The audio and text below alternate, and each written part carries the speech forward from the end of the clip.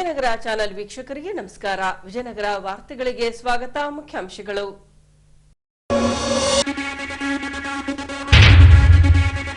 ನಗರದಲ್ಲಿ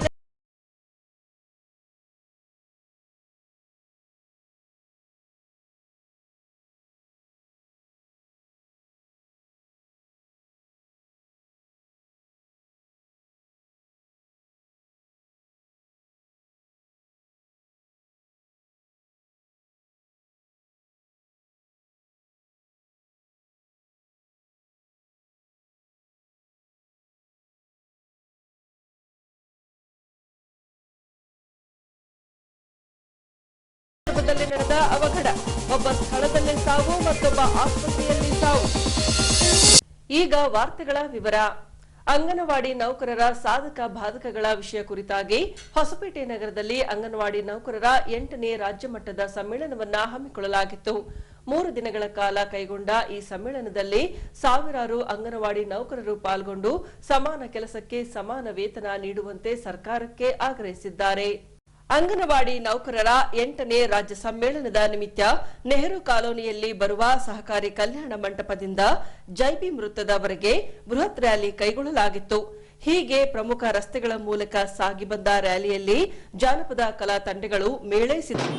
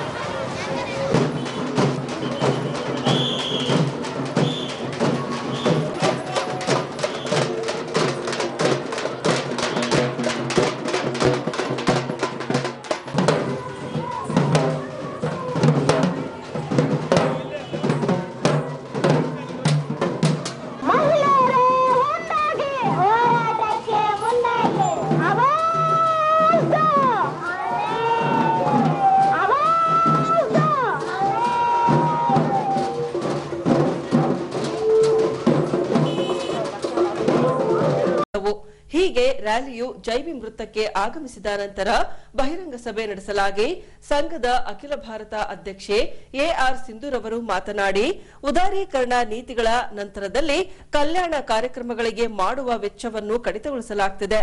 ಇದರ ಭಾಗವಾಗಿ ಸಮಗ್ರ ಶಿಶು ಅಭಿವೃದ್ಧಿ ಯೋಜನೆಗೂ 40% ಅನುದಾನ ಕಡಿತ ಮಾಡಲಾಗಿದೆ. ಇದರಿಂದ ಅಂಗನವಾಡಿ ಕೇಂದ್ರಗಳನ್ನು ಮೇಲ್ದರ್ಜೆಗೆ ಏರಿಸಲು ಸಾಧ್ಯವಾಗುತ್ತಿಲ್ಲ. ಮಾತ್ರವಲ್ಲದೆ ಐಸಿಡಿಎಸ್ ಮಾರ್ಗದರ್ಶಿ ಪ್ರಕಾರ ಅಂಗನವಾಡಿ ಕೇಂದ್ರಗಳಲ್ಲಿ 3 ರಿಂದ 6 ವರ್ಷದ ಮಕ್ಕಳಿಗೆ ಪೂರ್ವ ಪ್ರಾಥಮಿಕ ಶಿಕ್ಷಣಕ್ಕೆ ಹಾಗೂ ಮಕ್ಕಳ ಮತ್ತು ಮಹಿಳೆಯರ ಪಾಲನೆ ಪೋಷಣೆಗೆ ಸಂಬಂಧಿಸಿದ ಕೆಲಸಗಳಿಗೆ ಹೆಚ್ಚಿನ ಒತ್ತು ಸಿಗದೆ ಅಂಗನವಾಡಿ ಕೇಂದ್ರಗಳಿಗೆ ಸಂಬಂಧಪಡದ ಕೆಲಸಗಳಿಗೆ ಹೆಚ್ಚಿನ ಆದ್ಯತೆ ಸಿಗುತ್ತದೆ. ದೇಶದ ಬಡತನದ ಪ್ರಮಾಣ ಹೆಚ್ಚಾಗ್ತಿದೆ. ವಿದ್ಯಾವಂತ ಯುವಕ ಯುವತಿಯರ ನಿರುದ್ಯೋಗ ಪ್ರಮಾಣ ಹೆಚ್ಚಾಗ್ತಿದೆ. ಈ ಎಲ್ಲಾ ಕಾರಣಗಳಿಂದ ಮಹಿಳೆಯರ ಮಕ್ಕಳ ಅಪೌಷ್ಟಿಕತೆ ಹೆಚ್ಚಾಗುವುದು ದೇಶದ ಅಭಿವೃದ್ಧಿಗೆ ಪೂರಕವಲ್ಲದ ಅಂಶವಾಗಿದೆ. ಆದ್ದರಿಂದ ಐಸಿಡಿಎಸ್ ಯೋಜನೆಗೆ ಕಡಿತವಾಗಿರುವ ಅನುದಾನ ಕೊಡಬೇಕು. ಐಸಿಡಿಎಸ್ ಯೋಜನೆಯನ್ನು ಖಾಯಂ ಮಾಡಬೇಕು. ಅಂಗನವಾಡಿ ಕೇಂದ್ರದಲ್ಲಿ ಪೂರ್ವ ಪ್ರಾಥಮಿಕ ಶಿಕ್ಷಣವನ್ನು ಖಾತ್ರಿಪಡಿಸಬೇಕು. ಮಕ್ಕಳನ್ನು ಆಕರ್ಷಿಸುವಂತಹ ಎಲ್ಲಾ ಸೌಲಭ್ಯಗಳಿರುವ ಅಂಗನವಾಡಿ ಕೇಂದ್ರಗಳನ್ನು ಪುನರ್ ಸ್ಥಾಪಿಸಬೇಕು ಹಾಗೂ ಅಂಗನವಾಡಿ ನೌಕರರಿಗೆ ಸುಪ್ರೀಂ ಕೋರ್ಟ್ ತೀರ್ಪಿನ ಪ್ರಕಾರ ಗ್ರಾಚ್ಯುಟಿಯನ್ನು ಜಾರಿ ಮಾಡಬೇಕು ಎಂಬ ಹಕ್ಕೊತ್ತಾಯಗಳನ್ನು ಚರ್ಚಿಸಿ ಮಂಡಿಸಬೇಕೆಂದು ಸರ್ಕಾರಕ್ಕೆ ಆಗ್ರಹಿಸಿದರು. Karnataka also you are having the double engine government. In many parts of the country, many states of this country, there are this double engine means state government also BJP, central government is also BJP. The government is the government's responsibility. There is a Right to Food Act that the government is supposed to provide food for each and every citizen of this country. Free. That is where the ration system, that is we have the ICDS, that is where we have the midday meal scheme. But the government is not ready to pay money for these schemes. These schemes which is crucial for the country. This is what we call the withdrawal of the government from providing the basic amenities to the people. This government by the BJP government of Modi, while helping the corporates, in 2019, just before COVID, the government cut down the corporate taxes from 30% to 22%. For that, each year, 1.8 lakh crore, the corporate tax is reduced. And if that money was available, almost all the social security scheme, all the departments' budget should have been doubled, 1.8 lakh crore. And our ICDS budget, during the COVID period, 2 times the government has cut down the budget, and now addressing the malnutrition, asking the Anganwadi workers to beg on the street and asking us to sing bhajans.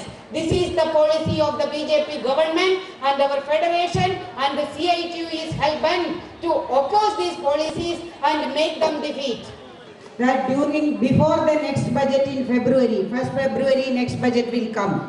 Before that, we, all the scheme workers, Anganwadi, Asha, midday meal, together we will ask each and every member of parliament of this country what you were doing all these 4 years for the people of this country. So during December and first week of January, we are having a Jawab Mango Abhiyan.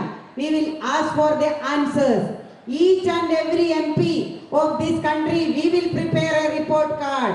Our Anganwadi workers will prepare that who is malnourished, who is severely malnourished and all. We will ask that when the Anganwadi workers budget was praised, what were you doing? Whether you raised our voice. Each and every issue we will ask the MPs. Every MP has to answer our question of the people, that also, and it will culminate in a massive mobilization in the last week of January. So you all commit to our struggles, our demand, take it to the people and take it to each and every working people of this country and the common people of this country. This is what this government is doing. This is our demand, and without this you cannot remain in this government. We will ask for the answers. So this campaign also, I am sure, in Karnataka you will take it further forward, and comrades, we shall fight and we shall win. Inqilab Zindabad. ಬಳಿಕ ಸಿಐಟಿಯುನ ಮುಖಂಡ ಬಸವರಾಜ್ರವರು ಮಾತನಾಡಿ, ಪೊಲೀಸರೇ ನಿಂತು ಗಣಪತಿ ವಿಸರ್ಜನೆ ಸಂದರ್ಭದಲ್ಲಿ ಯುವಕರನ್ನ ಕುಣಿಸುತ್ತಾರೆ. ಆದರೆ ನಮ್ಮ ಹಕ್ಕು ಕೇಳಲು ಬಹಿರಂಗ ಸಭೆ ನಡೆಸಲು ಪೊಲೀಸರಿಂದ ತಡೆ ಹಿಡಿಯುತ್ತಿರುವುದು ವಿಪರ್ಯಾಸದ ಸಂಗತಿ. ಹಾಗಾಗಿ ನಾವು ನಮ್ಮ ಹೋರಾಟವನ್ನ ಮುಂದುವರೆಸದಿದ್ದಲ್ಲಿ ಅಂಗನವಾಡಿ ಕೇಂದ್ರಗಳು ಎಲೆಮರೆ ಕಾಯತ್ತ ಸರಿಯಲಿವೆ ಎಂದರು. ಅಂಗನವಾಡಿ ನೌಕರ ಬದುಕನ್ನ ಕಟ್ಟಿಕೊಳ್ಳಲಿಕ್ಕೆ ಒಂದು ಬಹಿರಂಗ ಸಭೆ ಮಾಡ್ತೀವಿ ಅಂದ್ರೆ, ಅಂಗನವಾಡಿ ನೌಕರ ಬದುಕನ್ನ ಉಳಿಸ್ತೀವಿ ಅಂತ ಹೇಳಿದ್ರೆ, ಈ ರಾಜ್ಯದ ಮಕ್ಕಳ ಬದುಕನ್ನ ಉಳಿಸುವಂತ ಅಂಗನವಾಡಿ ಕಾರ್ಯಕರ್ತೆಯರ ವೇತನ ಹೆಚ್ಚಿಗೆ ಆಗಬೇಕು ಅಂತ ಹೇಳಿ ನಾವು ಬಹಿರಂಗ ಸಭೆ ಮಾಡ್ತೀವಿ ಅಂತ ಹೇಳಿದ್ರೆ, ಪೊಲೀಸ್ ಡಿಪಾರ್ಟ್ಮೆಂಟ್ ನವರು ನಮಗೆ ಪರ್ಮಿಷನ್ ಕೊಡ್ತಾ ಇಲ್ಲ. ಪೊಲೀಸ್ ಡಿಪಾರ್ಟ್ಮೆಂಟ್ ನಮಗೆ ಕಿರಿಕಿರಿ ಮಾಡ್ತಾರೆ. ಇಡೀ ರಾತ್ರಿ ಎಲ್ಲ ಕುಣಿದು ಕೊಪ್ಪಳಿಸ್ತಾ ಇದಾರೆ. ಗಣೇಶನ ಹೆಸರಿನ ಮೇಲೆ ಡಿಜೆ ಹಾಕಿದ್ದು ಡ್ಯಾನ್ಸ್ ಮಾಡ್ತಾರೆ. ಆ ಡ್ಯಾನ್ಸ್ ಮಾಡೋಂಥವ್ರಿಗೆ ಅವಕಾಶ ಕೊಡ್ತಾರೆ ಈ ಪೊಲೀಸು ಮತ್ತು ಸರ್ಕಾರ. ಜನರ ಬದುಕಿನ ಪ್ರಶ್ನೆಗೆ ಕೊಡ್ತಾ ಇಲ್ಲ. ಇದನ್ನ ನಾವು ಅರ್ಥ ಮಾಡ್ಕೋಬೇಕಾಗಿದೆ. ಮಸೂದೆ ಮುಂದೆ ಪರ್ಮಿಷನ್ ಕೊಡಬಾರ್ದು ಅಂತ ಹೇಳಿ ಕೇಳಿದ್ರೆ ಮಸೂದೆ ಮುಂದೆ ಪರ್ಮಿಷನ್ ಕೊಟ್ಟು ಇಡೀ ರಾತ್ರಿ ಎಲ್ಲ ಕುಣಿಸ್ತಾರೆ ಪೊಲೀಸ್ ಅವ್ರು ನಿಂತ್ಕೊಂಡು.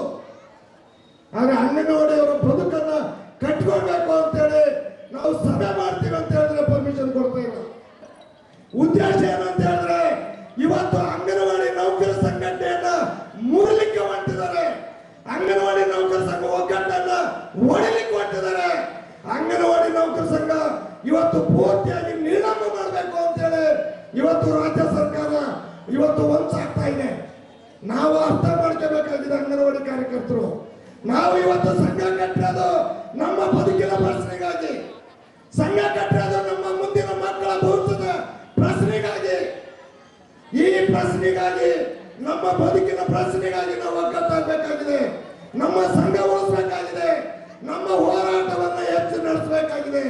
ಹೋರಾಟ ನಡೆಸ್ತಾ ಇದ್ರೆ, ಸಂಘಟನೆಯನ್ನ ಬಲಿಷ್ಠಗೊಳಿಸ್ತಾ ಇದ್ರೆ, ಮುಂದಿನ ದಿನದಲ್ಲಿ ICDS ಉಳಿಯಲ್ಲ, ನಾವು ಅಂಗನವಾಡಿ ಕೇಂದ್ರ ಉಳಿಯಲ್ಲ, ನಾವು ಉಳಿಯಲ್ಲ. ನಮ್ಮ 2010-15ನೇ ಸಾಲಿನ ಬೀಜಗಳನ್ನೇ ಬಳಸುತ್ತಿರುವ ಕಬ್ಬು ಬೆಳೆಗಾರರು ಕಡಿಮೆ ಇಳುವರಿ ಕಾಣುತ್ತಿದ್ದಾರೆ. ಹಾಗಾಗಿ ಕಬ್ಬು ಬೆಳೆ ರೈತರ ಹಿತದೃಷ್ಟಿಯಿಂದಾಗಿ ಹೆಚ್ಚುವರಿ ಇಳುವರಿ ನೀಡುವ ಹೊಸ ಬೀಜ ವಿತರಿಸುವಲ್ಲಿ ರಾಜ್ಯ ಸರ್ಕಾರ ಮುಂದಾಗಬೇಕೆಂದು ಆಗ್ರಹಿಸಲಾಗಿದೆ. ಹೌದು, ತುಂಗಭದ್ರಾ ಜಲಾಶಯದ ನೀರನ್ನ ಬಳಸಿಕೊಂಡು ಕಬ್ಬು, ಬಾಳೆ ಹಾಗೂ ಭತ್ತವನ್ನ ಯಥೇಚ್ಛವಾಗಿ ಬೆಳೆಯುತ್ತಾರೆ. ಅದರಲ್ಲೂ ಕಳೆದ 2010-15ನೇ ಸಾಲಿನ ಬೀಜವನ್ನ ಬಳಸುತ್ತಿರುವುದರಿಂದ ಕಬ್ಬಿನ ಬೆಳೆಯ ಇಳುವರಿ ವರ್ಷದಿಂದ ವರ್ಷಕ್ಕೆ ಕ್ಷೀಣತೊಡಗಿದೆ ಎಂದು ಕಬ್ಬು ಬೆಳೆ ರೈತರ ಅಳಲಾಗಿದೆ. ಸಾಲ ಮಾಡಿ ಗೊಬ್ಬರ, ಔಷಧಿ, ಆಳುಗಳ ಮೂಲಕ ಕಬ್ಬಿನ ಗದ್ದೆಯಲ್ಲಿ ಕಳೆ ತೆಗೆಸೋದು, ಹೀಗೆ ಖರ್ಚು ಹೆಚ್ಚಿಗೆ ಬರುತ್ತೆ ಹೊರತು ಲಾಭಾಂಶ ಶೂನ್ಯವಾಗಿದೆ. ಗದ್ದೆಗಳಿವೆ ಎಂದು ರೈತಾಪಿ ಮಾಡಲಾಗುತ್ತಿದೆ ಹೊರತು ಲಾಭಾಂಶ ಮಾತ್ರ ಇಲ್ಲದಂತಾಗಿದೆ. ಹಾಗಾಗಿ ಸರ್ಕಾರ ಇತ್ತ ಗಮನ ಹರಿಸಿ ಹೆಚ್ಚುವರಿ ಇಳುವರಿ ಕೊಡುವ ಕಬ್ಬಿನ ಬೀಜ ವಿತರಿಸುವಲ್ಲಿ ಮುಂದಾಗುವ ಮೂಲಕ ಕಬ್ಬು ಬೆಳೆ ರೈತರ ಹಿತ ಕಾಪಾಡಬೇಕೆಂದು ಕಬ್ಬು ಬೆಳೆ ರೈತರು ಸರ್ಕಾರಕ್ಕೆ ಆಗ್ರಹಿಸಿದ್ದಾರೆ. ನಮಗೆ ಈ ಕಬ್ಬಿಂದು ಸರ್ ಏನಾಗಿದೆ ಅಂದರೆ, ನಾವು ಈ ಕಬ್ಬಿಂದು ಒರಿಜಿನಲ್ ಸೀಡ್ಸು ನಮಗೆ ಈಗ 10-15 ವರ್ಷದಿಂದ ಹಳೆ ಸೀಡ್ಸ್ ಆಗ್ಬಿಟ್ಟು ಸರ್. ಇವು ನಮಗೆ ಬೇರೆ ಫ್ಯಾಕ್ಟ್ರಿ ಏನು ಮಾಡ್ತಾರೆ, ತಂದು ಫ್ಯಾಕ್ಟ್ರಿಗೆ ತಮಗೆ ಅನುಕೂಲ ಆಗಂಗೆ ರೈತರಿಗೆ ಹೊಸ ನಮ್ಮನೆ ವೆರೈಟೀಸ್ ಬೀಜ ತಂದು ಕೊಡ್ತಾರೆ ಸರ್. ನಮಗೆ ಈ ಫ್ಯಾಕ್ಟ್ರಿನ ತಂದು ಕೊಡೋದಕ್ಕೆ ನಾವೇ ಸ್ವತಃ ಬೀಜನ ಪ್ರೊಡಕ್ಷನ್ ಮಾಡ್ಕೊಂಡು ಮಾಡೋದ್ರಿಂದ 15-20 ವರ್ಷ ಹಳೆ ಬೀಜ ಆಗಿದೆ ಸರ್. ಇದು ಇಳುವರಿ ಕಮ್ಮಿ ಆಗಿದೆ. ಮೇಲಾಗಿ ಇಲ್ಲಿ ಮಳೆಗಾಲ 3 ವರ್ಷದಿಂದ ಜಾಸ್ತಿ ಮಳೆ ಆಗೈತಿ. ಆಮೇಲೆ ಈ ಹಿಂದೆ 2 ವರ್ಷ ಕೆನಾಲ್ ರಿಪೇರಿ ಮಾಡೋಕೆ ನೀರು ತೆಗೆದು ಅಲ್ಲೂ ಲಾಸ್ ಆಗಿದೆ ಸರ್ ನಾವು. ಬಟ್ ಮೊದಲೆಲ್ಲ 60-70 ಟನ್ ರಿಕವರಿ ಬರ್ತದೆ ಸರ್. ಈಗ 35-40ಕ್ಕೆ ನಿಂತುಬಿಟ್ಟಿದೆ. ನಮಗೆ ಕಾಸ್ಟ್ ಆಫ್ ಪ್ರೊಡಕ್ಷನ್ ಜಾಸ್ತಿ ಆಗಿದೆ. ನಮ್ಮ ರೈತಕ್ಕೆ ಮಾಡೋಂಥ ಪರಿಸ್ಥಿತಿ ನಾವಿಲ್ಲ. ಈಗ ಹೊಸ ಸೀಡ್ಸ್ ಏನ ಬಂದು ಇಳುವರಿ ಏನಾನ ಗೌರ್ಮೆಂಟ್ನವರು ಫ್ಯಾಕ್ಟ್ರಿಯವರು ನಮಗೆ ಸಹಾಯ ಮಾಡಿದರೆ, ಹೊಸ ಸೀಡ್ಸ್ ತಂದು ಹಾಕಿದರೆ ನಾವೇನಾದರೂ ಹೊಸದಾಗಿ ಚೆನ್ನಾಗಿ ಬೆಳಿಬೋದು. ಆಮೇಲೆ ನಾವು ರಾಸಾಯನಿಕ ಗೊಬ್ಬರ ಭಾಳ ಯೂಸ್ ಮಾಡೋದ್ರಿಂದ ಅದೂ ಒಂದು ಹೊಡ್ತಿದೆ ಸರ್ ನಮಗೆ. ಹಂಗಾಗಿ ಎಲ್ಲ ರೀತಿಯಿಂದ ಹೊಡ್ತಾ ನಮಗೆ ಇರೋದ್ರಿಂದ ರೈತರು ಒಕ್ಕಲ್ತನ ಮಾಡೋಕ್ಕೆ ಹಿಂದೇಟಾಗಕತ್ತಾರ. ಏನಪ್ಪ ಭೂಮಿ ಇದಾವೋ ಮಾಡ್ಬೇಕಂಬ ದೃಷ್ಟಿಯಿಂದ ಮಾಡ್ತಿದ್ದಾರೆ ವಿನ ಬೇರೆ ಲಾಭಕ್ಕಂತೂ ರೈತಕ್ಕೆ ಮಾಡ್ತಾ ಇಲ್ಲ ಸರ್. ಈಗ ಎಲ್ಲ ಸಾಲ ಸರ್. ಏನು ಸರ್ ಸಾಲ ಅಂದರೆ, ಮೊದಲೆಲ್ಲ ಸರ್ 2015 2,500 ರೂಪಾಯಿ ರೇಟ್ ತಗೊಂಡ್ವಿ ನಾವು. ಈಗ 2015 ರೇಟ್ ತಗೊಂಡ್ರೆ ಈಗ 1,800 ರೂಪಾಯಿ ತಗೊಂತಿದ್ದೀವಿ ಸರ್. 700 ರೂಪಾಯಿ ಲೆಸ್ಸು. ನಾವು ಯಾವ ರೀತಿ ಉಳಿಯೋಣ ಸರ್? ಲೇಬರ್ ಕಾಸ್ಟ್ ಜಾಸ್ತಿ, ಆಮೇಲೆ ಈಗ ಫರ್ಟಿಲೈಸರ್ ರೇಟ್ ಅಂತೂ ಸಿಕ್ಕಾಪಟ್ಟೆ ಜಾಸ್ತಿ ಆಗಿದೆ ಸರ್. ಹಂಗಾಗಿ ರೈತಕ್ಕೆ ಉಳಿಯೋ ಪರಿಸ್ಥಿತಿ ಅಂತ ಇಲ್ಲ ಸರ್. ಈಗ ಕಮ್ಮಿ ಹನುಮಂತಪ್ಪ, ಚಿತ್ತವಾಡಿ. ನಾವು ಹೊಸಪೇಟೆ ಕ್ಷೇತ್ರದಲ್ಲಿ ಇಲ್ಲಿ ನಮ್ಮ ಕಬ್ಬಿನ ಬೆಳೆದಂಥ ರೈತರು ಭಾಳ ಲಕ್ಷಣ ಅನುಭವಿಸ್ತಾ ಇದ್ದಾರೆ. ಯಾಕಂದರೆ ಒಳ್ಳೆಯ ರೀತಿ ಇದಿಲ್ಲ, ಸೀಡ್ಸ್ ಇಲ್ಲ, ಆಮೇಲೆ ಗೊಬ್ಬರ ಧಾರಣೆ ಜಾಸ್ತಿ ಏನು ರೀ. ನೀರಿಂದು ಇವಾಗ 3 ವರ್ಷದಿಂದ ನೀರು 2ನೇ ತಿಂಗಳ ನೀರು ಕೊಡ್ತಿದ್ದಾರೆ ರಿಪೇರಿ ಅಂತಂದು. ಇವಾಗ ನಮಗೆ ನವಂಬರ್ನಾಗ ತುಳಿದ್ರೆ ನಮಗೆ ಒಳ್ಳೆ ಇಳುವರಿ ಬರ್ತೈತೆ. ಆಮೇಲೆ ಈಗ 2ನೇ ತಿಂಗಳಾಗ ನಾವು ತುಳಿದ್ರೆ ಕಬ್ಬಿನ ಇಳುವರಿ ಕಡಿಮೆ ಆಗ್ತೈತೆ. ಹಿಂಗಾಗಿ ಇದು ನಮಗೆ ಭಾಳ ಲಾಸ್ ಆಗ್ತೈತೆ. ಏನೋ ಸುಮ್ಮನೆ ಮಾಡ್ಬೇಕು ರೈತಕ್ಕೆ. ನಮಗೆ 12 ತಿಂಗಳು ಕಬ್ಬು ಹಾಕತ್ತೆ ರೀ. ನವಂಬರ್ನಾಗ ಪ್ಲಾಂಟ್ ಮಾಡ್ತಿದ್ವಿ, ನವಂಬರಿಗೆ ಕಟಾವಣೆ ಮಾಡ್ತಿದ್ವಿ. ಈಗ ಎಲ್ರಿ ಫೆಬ್ರವರಿ ತುಳಿತೀವಿ, ಅಕ್ಟೋಬರ್ ನವಂಬರ್ನಾಗ ಬೇರೆ ಫ್ಯಾಕ್ಟ್ರಿ ಹೊಡೆಯೋದ ಕಾರಣ ಈಗ 10 ತಿಂಗಳ ಕಬ್ಬು 8 ತಿಂಗಳ ಕಬ್ಬು ಎಲ್ಲ ಕಡ್ದು ಕಳಿಸ್ಬಿಡ್ತೀವಿ. ಯಾಕಂದ್ರೆ ಮತ್ತು ನಮ್ಮ ಕಬ್ಬು ಯಾರು ತೊಗೊಳ್ಳೋದ್ರೆ ಏನು ಮಾಡಬೇಕು ಮುಂದೆ ಅಂಥೇಳಿ ಅದೊಂದು ರೈತರಿಗೆ ಭಯ ಹುಟ್ಟಿ ಕಳಿಸೋದಕ್ಕಾಗಿ ಪೂರ್ತಿ 30 ಟನ್ ಹಿಂಗೆ ಆಗ್ತದವು. ಅದಕ್ಕಾಗಿ ದಯಮಾಡಿ ಇದನ್ನು ಸರ್ಕಾರದವ್ರನ್ನ ಮನಸ್ಸಿಗೆ ಹಚ್ಕೊಂಡು ನಮಗೆ ರೈತರಿಗೆ ಒಳ್ಳೇದು ಮಾಡ್ಬೇಕಂತೇಳಿ ತಮ್ಮಲ್ಲಿ ಕೇಳಿ. ಮುನ್ಸಿಪಲ್ ಮೈದಾನದ ಸುತ್ತಮುತ್ತ ಶಾಲಾ ಕಾಲೇಜುಗಳು ಇವೆ. ಅದೇ ರೀತಿ ತಾಲೂಕು ಕ್ರೀಡಾಂಗಣಕ್ಕೆ ಸೇರಿದಂತೆ ಮುನ್ಸಿಪಲ್ ಮೈದಾನದಲ್ಲಿ ನಿತ್ಯವೂ ಕ್ರೀಡೆ ಸೇರಿದಂತೆ ಸಾರ್ವಜನಿಕರು ವಾಯು ವಿಹಾರಕ್ಕೆ ಆಗಮಿಸುತ್ತಾರೆ. ಹೀಗೆ ವಿದ್ಯಾರ್ಥಿಗಳ ಹಾಗೂ ಸಾರ್ವಜನಿಕರ ಹಿತದೃಷ್ಟಿಯಿಂದಾಗಿ ಆಧುನಿಕ ಗ್ರಂಥಾಲಯವನ್ನ ನಿರ್ಮಿಸಲಾಗುತ್ತಿದೆ. ಹೌದು, ಮುನ್ಸಿಪಲ್ ಮೈದಾನದ ಬಳಿ ಆಧುನಿಕ ಗ್ರಂಥಾಲಯ ನಿರ್ಮಿಸಲು ಸಚಿವ ಆನಂದ್ ಸಿಂಗ್ ರವರಿಂದ ಈ ಹಿಂದೆ ಭೂಮಿ ಪೂಜೆ ಮಾಡಲಾಗಿತ್ತು. ಈ ಭಾಗವಾಗಿ ಕಟ್ಟಡದ ಕಾಮಗಾರಿ ಪ್ರಗತಿಯಲ್ಲಿ ಸಾಗಿದೆ. ಹೀಗೆ ಸಚಿವ ಆನಂದ್ ಸಿಂಗ್ ರವರ ಸೂಚನೆಯ ಮೇರೆಗೆ ಗುತ್ತಿಗೆದಾರರೊಂದಿಗೆ ಸ್ಥಳಕ್ಕೆ ಭೇಟಿ ನೀಡಿದ ಸಮಾಜ ಸೇವಕ ಧರ್ಮೇಂದರ್ ಸಿಂಗ್ ರವರು ಪ್ರಗತಿ ಪರಿಶೀಲಿಸಿದರು. ಸುಸಜ್ಜಿತ ಕೊಠಡಿಗಳು, ಶೌಚಾಲಯ, ವಿಶಾಲವಾದ ಗ್ರಂಥಾಲಯದ ಸಭಾಂಗಣ, ಕುಡಿಯುವ ನೀರಿನ ವ್ಯವಸ್ಥೆ, ಕ್ಯಾಂಟೀನ್ ಹಾಗೂ ಲಿಫ್ಟ್ನ ವ್ಯವಸ್ಥೆ ಈ ಆಧುನಿಕ ಗ್ರಂಥಾಲಯದಲ್ಲಿ ನಿರ್ಮಿಸಲಾಗುತ್ತಿದೆ. ಈ ಭಾಗದಲ್ಲಿ ಪ್ರತಿಷ್ಠಿತ ಕಾಲೇಜು, ಹಾಸ್ಟೆಲ್ಗಳು ಬರುತ್ತವೆ. ಅದೇ ರೀತಿ ನಿತ್ಯವೂ ಸಾರ್ವಜನಿಕರು ಈ ಪ್ರದೇಶಕ್ಕೆ ವಾಯು ವಿಹಾರಕ್ಕೆ ಆಗಮಿಸುತ್ತಾರೆ. ಅದೇ ರೀತಿ ಕ್ರೀಡಾಪಟುಗಳು ನಿತ್ಯವೂ ಇಲ್ಲಿ ಕ್ರೀಡೆಯಲ್ಲಿ ತೊಡಗಿಸಿಕೊಂಡಿರುತ್ತಾರೆ. ಇವರೆಲ್ಲರ ಹಿತದೃಷ್ಟಿಯಿಂದಾಗಿ ಆಧುನಿಕ ಗ್ರಂಥಾಲಯವನ್ನ ನಿರ್ಮಿಸಲಾಗುತ್ತಿದೆ. ಸಚಿವ ಆನಂದ್ ಸಿಂಗ್ ರವರ ಅವಧಿ ಮುಗಿಯುವ ಮುನ್ನ ಈ ಲೈಬ್ರರಿ ಕಟ್ಟಡದ ಉದ್ಘಾಟನೆ ಮಾಡಲಾಗುವುದೆಂದು ತಿಳಿದು ಬಂದಿದೆ. ಈಗ ಕಾಣೆಯಾದ ವ್ಯಕ್ತಿಯ ಕುರಿತು ಪೊಲೀಸ್ ಪ್ರಕಟಣೆ. ಈ ಭಾವಚಿತ್ರದಲ್ಲಿರುವ 61 ವರ್ಷ ವಯೋಮಾನದ ಎ ನಾಗರಾಜ್ ಎಂಬ ವ್ಯಕ್ತಿ ಆಗಸ್ಟ್ 28ರಿಂದ ಕಾಣೆಯಾಗಿದ್ದಾನೆ.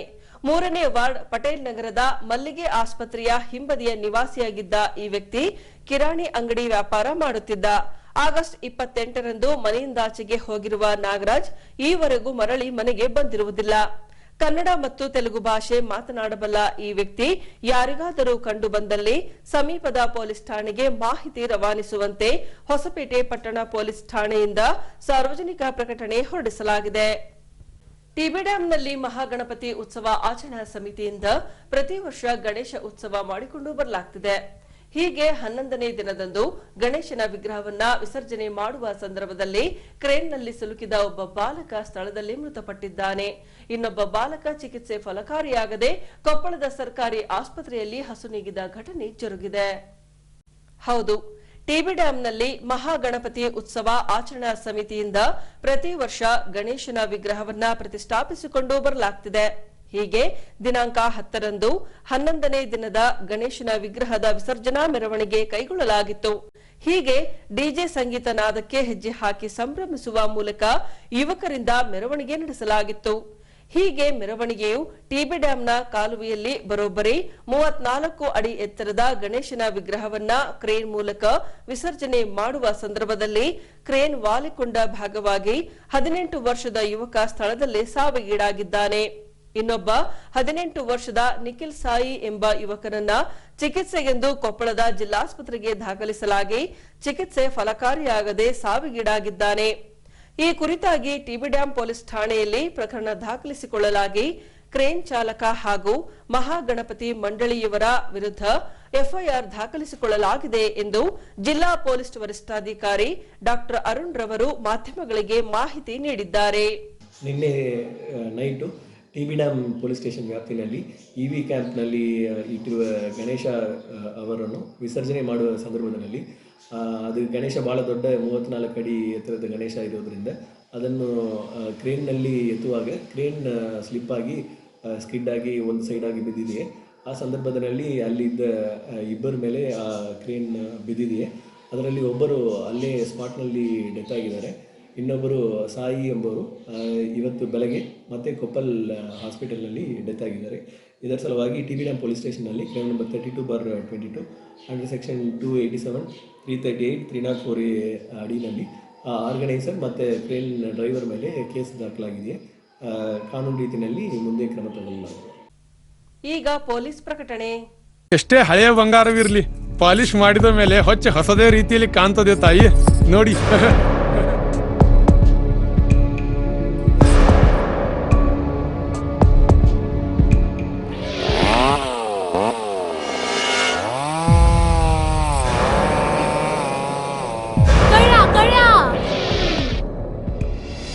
ತಾಯಿ, ನಿಮ್ ಮೈ ಮೇಲೆ ಅದೋ ಹೊಲಸು ಬಿದ್ದಿದೆ.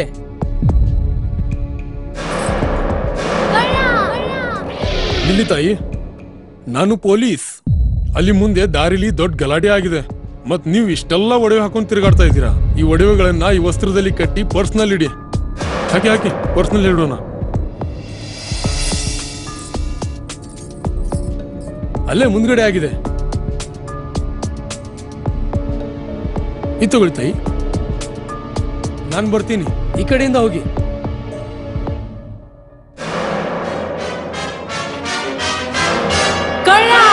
ಇಂತಹ ಮೋಸದ ಸಂಗತಿ ನಿಮಗೂ ನಡೆಯಬಹುದು. ತಮ್ಮ ಬೆಲೆ ಬಾಳುವ ಒಡವೆ ಆಭರಣ ವಸ್ತುಗಳನ್ನು ಎಚ್ಚರಿಕೆಯಿಂದ ಕಾಪಾಡಿ.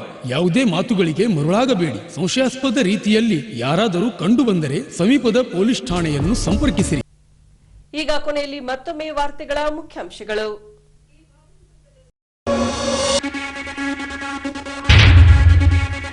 ನಗರದಲ್ಲಿ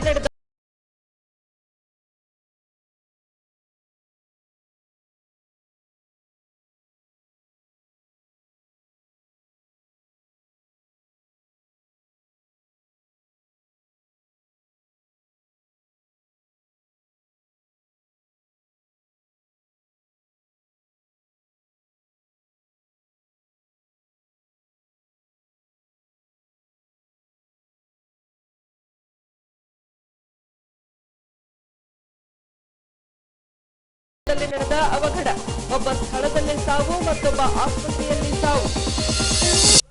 ಇಲ್ಲಿಗೆ ವಾರ್ತಾ ಪ್ರಸಾರ ಮುಕ್ತಾಯವಾಯಿತು. ವಂದನೆಗಳೊಂದಿಗೆ ನಯನ ಉಮೇಶ್.